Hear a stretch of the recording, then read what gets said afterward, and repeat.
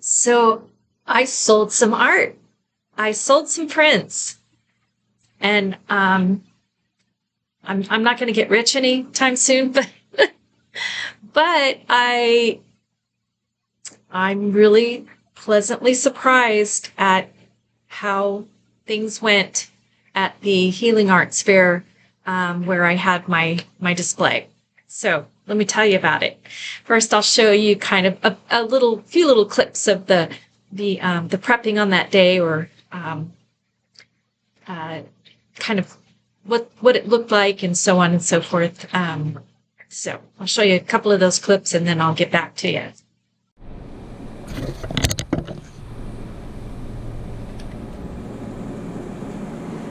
Wanted to show you how easy this is, this little printer that I have. I download the app on my phone, and I created these little greeting card. I created some greeting cards, so I wanted to just make a sticker to put the prices on them. And so I just go in, and it lets you put in text just like any other program. And it automatically detects what paper size is in there, so it won't accidentally make it too big or whatever.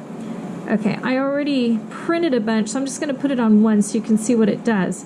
So all I do, here's the little guy, I just push print, and there it goes. Look at that. And then you've got a little printed tag. And you can print anything you want. That's the cool part. You print anything you want. I wish that I would have bought this little guy before I started labeling these, but for now it's okay. So yeah, I just wanted to share that with you. It's so simple. So I might do a whole video on this because it's really handy for labeling things. And the app is so easy to use. Very cool. So I bought this little wagon, and it holds everything for a small table art show. Everything. Got my cash box, my square reader, everything. Even the table. It's a heavy-duty cart, and it's really easy to move, and I am so glad that I bought this. Anyway, so away we go.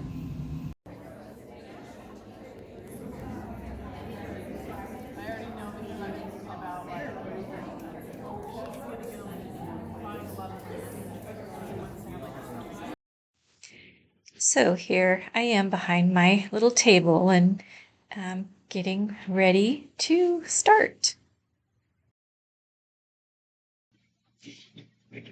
Yeah, so it was an interesting experience. The building was amazing, architecturally. It was kind of like, I want to say four dome shapes joined together. It was a very interesting building. Now, just a side note, my review on the inside of the place where the event was held, and you'll see in the clip that I show and the photos, it's a little dreary. It was a little, I don't know how to explain it. The vibe wasn't. The people were wonderful, and everything going on was very, very comfortable and lively. So the vibe was great, but it's just the aesthetics in the room we were in were really a little, for what I was offering, it just felt kind of dreary. So I think when you see the picture, well, you did, the picture of me sitting behind my table, you can see it's just these huge walls. Now, if I had display racks and so on, it probably would have looked better, but I just felt like this tiny little, this tiny little table of stuff. It made it feel more like a, like uh, a church bazaar as far as that goes. Then there weren't a lot of other vendors there. There was a homemade bread person. She made unbelievable bread. I ate. My husband and I didn't eat lunch. We just snacked on jalapeno bread, cheese bread the whole day. It was so delicious. Oh my gosh. It was just, it smelled so good. And then there was a lady selling cookies, homemade cookies that were fabulous.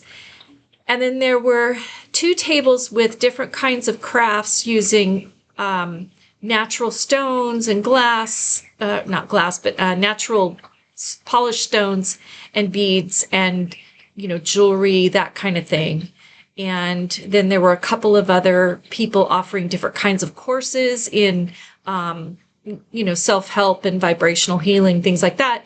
And then there was me. So other than that, there were things going on with one-on-one healing type sessions with people. So it was an interesting situation and an interesting event, not conducive to art. And I'm going to talk about that in a minute too. I knew that was going to be the case though, so it's okay. But I was able to engage with a lot of people though, because when they were waiting for their appointments for their healing sessions, they were coming over to the vendors. And so they'd come by and I'd get to talk about my art. I was able to practice talking to people about me and about my art. That was important because it helped me to get a feel for who am I? How do I want to present myself to people? How do I want to talk about my art? And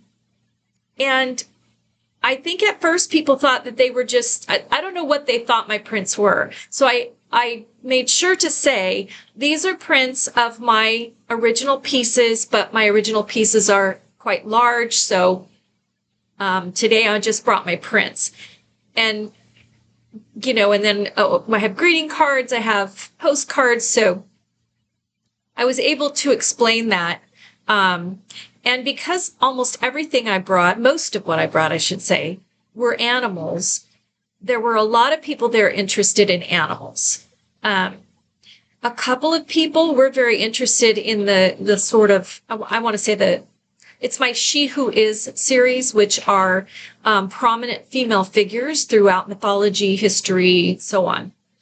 A lot of people were interested in those prints. And I sold one of my books, which was pretty cool. And she wanted me to sign it, which felt really fun.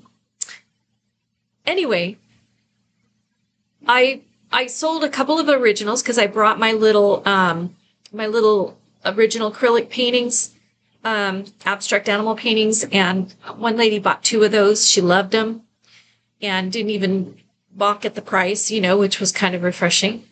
So all in all, I will tell you exact numbers here.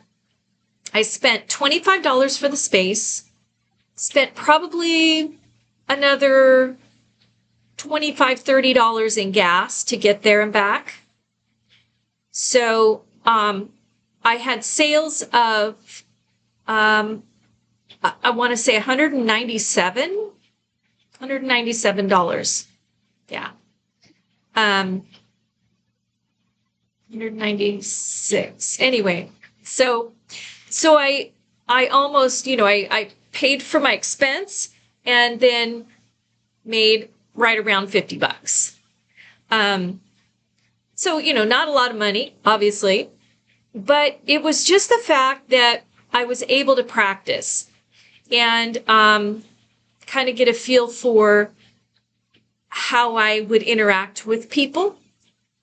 So it was a really good experience. And my husband was there with me for the day and he was so helpful. And the only glitch I had was their internet was not strong enough for all the different people in that room trying to use it for sales, for their phones, for whatever.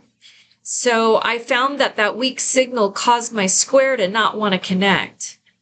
However, I was connected to the internet through Square enough to be able to put in my credit card. It was just my reader that for some reason wouldn't connect, so I couldn't tap people's cards. But most everyone paid in cash anyway. And then I found that I also, the program that goes with my Square reader, I didn't realize it allows me to take Cash App.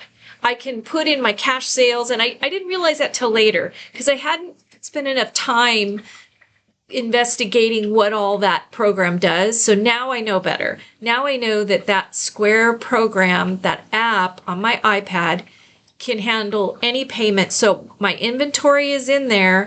I can enter any sale I have. It's a point of sale app. I was thinking it was only able to connect with the Square. I didn't understand. So that was good too, because I made a discovery that is really going to be great when I do any future markets. Okay, so now on to the obvious things. And thank you so much for those of you who commented on my last video when I was preparing for this. And some of you, I had a couple people say to me that, my prints are definitely way underpriced. Yes, I agree with you. And my husband kept saying that too. Also, that I need to be choosy about the kinds of markets that I do. And I agree with that too. This was not a market for artists by any means, unless you were someone who made jewelry out of natural stone and fibers and beads and things like that, that were metaphysical in nature, that were spiritual in nature. Anything spiritual in nature, and I'm not religious, but spiritual, metaphysical, would have fit in this fair. My animals and my kind of goddess images on my prints, that helped me fit in to what they were all about. But in general, people were not there to buy art. And so I know that, but I needed a practice venue that wasn't too expensive and that wasn't going to be too much pressure. I'm the kind of person that I have to dip my toe in sometimes, especially if it's something that takes me out of my comfort zone. And thank goodness my husband was there. That helped me stay focused and calm, and he helped me with so many things. And, so now that I know what to expect out of myself, and I kind of got the scary part out of the way, I can start seeking out actual art fairs. The only thing with art fairs is that if I have to have, like in my area, we have wind. So most art fairs are going to be outside, the ones that I can start with that are not too pricey for me yet, because I can't spend a lot of money on this. Our weather is not conducive to those. So there aren't very many of them. And when they are outside, it's usually in one of the cities a ways away from me that don't have all the wind, because obviously wind and canopies don't mix. So, to have the art booth with the canopy, that's rough. Now Palm Springs has a market once a week, but it's very expensive and it's during the week. So I'm not sure. I need to go to that to see what the art community's like there. There is another one in that the Palm Springs one, it's a commitment and it's rather expensive. You have to commit for X number of days and pay up front for those days. So there's no way to just find out how it goes one day. You have to commit. And you have to have a certain size booth, and there's all kinds of regulations. The same with another one that's at College of the Desert out here in Palm Desert. That one is a lot of artists. That one has crafters, artists, and all kinds of other things. But that one would definitely be a good one for my artwork. However, it's a major commitment. I believe that's like an annual thing. You have to pay to reserve a spot and you pay up front this large amount and then you show up when you show up, but you have to pay this certain amount. And then, of course, some places you have to have not only the business license, but you also have to have, in some places they require a resale license, which I need to check into that because I shouldn't need a resale license if I'm not buying anything wholesale and reselling. So maybe that's just, they put that in there in case that's what you do. I don't know. So I need to investigate that. So putting all that together, my next step is to look at what art fairs are accessible to me on a weekend that have a little bit less stringent requirements that I know I can, I don't mind spending money on a booth. That's not the problem because I want to get one that looks nice and that I can use for a long time. Something high quality, not just your picnic easy up. I want a high quality vendor fair booth. But that's down the road. So anyway, a good experience. And I am going to try to find some more today. As soon as I'm done with this video and a few projects, I need to go back to Palm Springs to the gallery and pick up my painting. It didn't sell, but it's been there for 2 weeks, and that is such an awesome gallery that I just felt so good about an opportunity to put that in there. Anyway, so we'll see if they have anything to say. They do have juried events throughout the year, and I may try to do a juried event. I'm just still working on I don't want to say I'm working on my voice and my style because I think I've figured out what I want, what I enjoy, what I gravitate toward when I'm working, It's definitely not realistic desert scenes, which is what the painting I entered is. It's a, a relatively realistic desert scene. I can paint those. I enjoy painting those. But it's not necessarily it's not necessarily something that I would want to continue painting all the time. So if I want to get into a gallery, I want it to be with something that I enjoy doing that's very expressive for me, so that if I was invited to do a small showing of more of my things, that I would be able to show them, yeah, I've got several. I've got 30 of these similar style paintings. Where if they were to say, hey, we really like this realistic desert scene, would I want to get stuck in just painting realistic desert scenes? I don't know. So those are things you start to think about in these situations. Anyway, but thanks for watching and thanks for all your comments. I had a lot of you give me wonderful tips and advice. Gosh, I can't even think of them all. I should have kept them listed here. One was also, somebody made a good suggestion on using my heat gun to heat the tape before I take it off my prints. Thank you. I'm going to try that from now on. However, I feel like I'm going to stop trying to have, I'm going to stop trying to keep the white edge of my prints. So what I'm going to do instead is I have to tape down the paper, obviously, but I'm going to have the painting itself come to the very edge. And that way I don't have to worry about how much white space I'm giving it. When I sell a print of it, then I can use the white space. Even though these came out pretty nice, and they fit nicely into the matting. This is an original. So it's a perfect 5x7 for the most part. Fits right into the matting. So, these are okay. But some of them that I did, the borders were too crooked. And I'm not a very accurate person when it comes to things like that.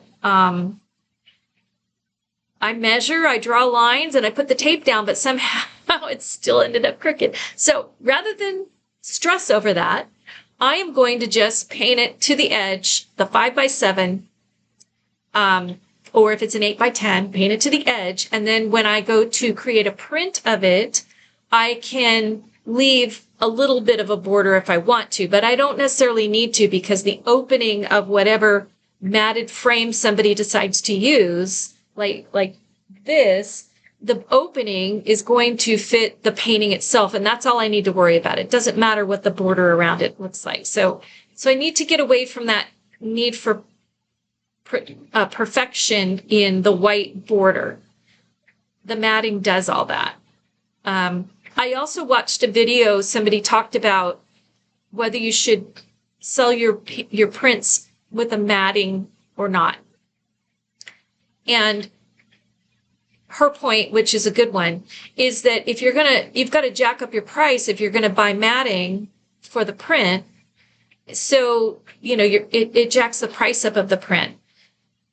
And then if they see one without matting and one with matting, and one's a lot less, it's kind of confusing. So I think I might, originals, I will definitely have a matting for to go with it. So I need to, but that's something I need to,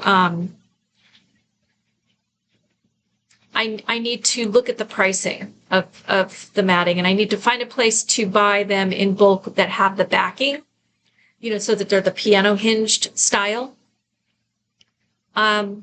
Anyway, but I'm working on that. But prints, I think I'm just going to sell them like I have been, with a cardboard protection in the back in a clear sleeve. So I'm going to keep doing it that way. I'm going to relabel them and package them a little bit differently, however, so that it just looks neater, looks better. And what else? There was one other suggestion. I'm trying to remember. I think that was it, maybe. But yes, the prints do need to be priced higher. I think part of the reason I didn't, I'm not sure if the paper I'm using is thick enough to make a person feel like it's an art print. I don't want them to think, even though they look nice, I don't want them to think, wow, I paid $15 for this 5x7 print, and it's, or $5, I'm sorry. I paid $5 for this 5x7 print, and it's like something I could print off on my own printer. I want the quality to be worth it for them. And the paper I use for these prints, while it's kind of like the quality of a photo print. So it's stiff enough that it's like a photo print, but I don't feel like it's thick enough to be considered an art print. So I don't know. If you have recommendations on that, let me know. I'm going to start researching where I can buy paper specifically for art prints. I don't want to have to go look at local places. I want to find a place that I can order it online. And I'm trying to find places that I can order online that are made in America, so that I don't have to worry about all the tariff garbage that's going on. I want to be able to deal with companies within the United States. And I know like Blick and Jerry's Artorama, they offer a lot of made in America products. I'm going to do a whole video on that, because I've started to research some things on the cost of acrylic paint specifically, because I use a lot of acrylic paint. Even if I do an oil, I've got a lot of acrylic paint as the underpainting. So I want to do some comparisons on the paint quality and the types that I buy. So I'll be doing that pretty soon. Other than that, thanks for watching. And I think the next video is going to be my April sigil video. So that'll be coming out pretty quick. And then I'm starting a couple new paintings on canvas that I will share with you. And then a series that I'm going to work on that'll be available. I'm going to start trying to do videos that are specifically about paintings that I'm doing that are immediately available for purchase, and see where that goes. So anyway, thank you. I hope you have a wonderful rest of your day, and I'll see you on the next one. Bye-bye.